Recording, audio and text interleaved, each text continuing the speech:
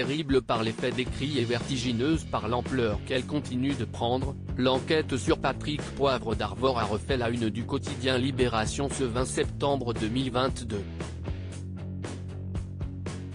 Au mois de juillet dernier, l'enquête visant l'ex-animateur star de TF1 avait changé d'approche, les juges analysant désormais les accusations de viol qui lui sont reprochées dans leur ensemble pour déterminer leur éventuel caractère sériel, qui permettrait de contourner leur prescription.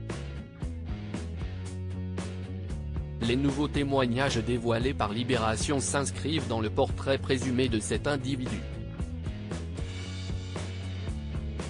Face à ce dossier brûlant, l'homme de 74 ans accusé par une trentaine de femmes de viol, d'agression ou harcèlement sexuel MeToo et a porté plainte en retour pour dénonciation calomnieuse. Bénédicte Martin, journaliste et autrice de 44 ans, a souvent parlé du comportement de celui qu'on surnomme PPDA. Mais jamais elle n'a été prise au sérieux, tant son attitude semblait connue et dédramatisée. À la lumière des accusations dont il fait l'objet aujourd'hui, sa parole fait un écho différent. L'homme n'est plus le présentateur qui s'invite dans tous les foyers avec son JT, mais est aujourd'hui représenté comme un prédateur, ami avec un autre homme à scandale, Nicolas Hulot. Dans Libération, le récit de l'écrivaine est d'autant plus glaçant qu'il fait apparaître le nom de la fille décédée du journaliste, Solène, qui s'est suicidée à 19 ans.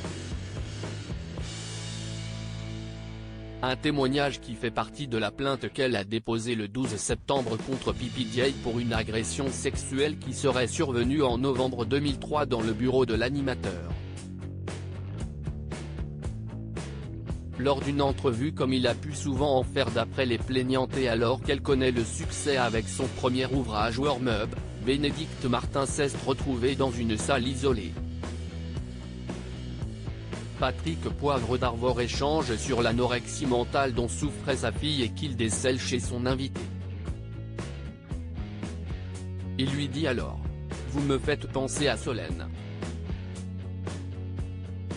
Les filles anorexiques sont souvent très intéressantes, très sensibles. J'aimerais vraiment vous aider à vous alimenter, aurait-il dit selon le souvenir de la plaignante.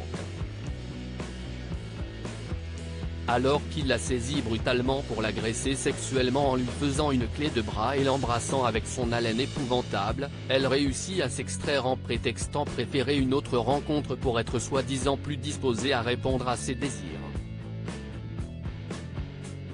Elle a réussi à s'enfuir.